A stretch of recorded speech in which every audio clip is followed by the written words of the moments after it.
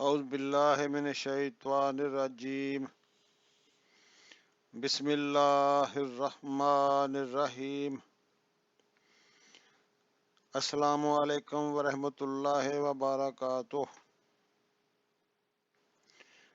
ناظرین، آج میں آپ کو دعا مانگنے کے آداب بتانے لگا ہوں۔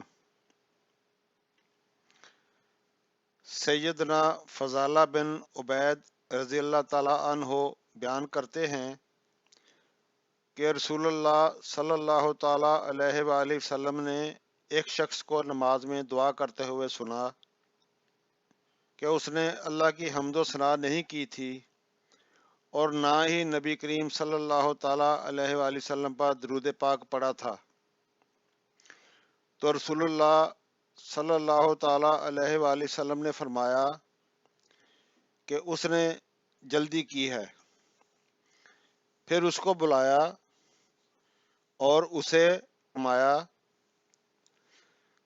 کہ جب تم میں سے کوئی نماز پڑھے تو پہلے اپنے رب کی حمد و ثنا بیان کرے،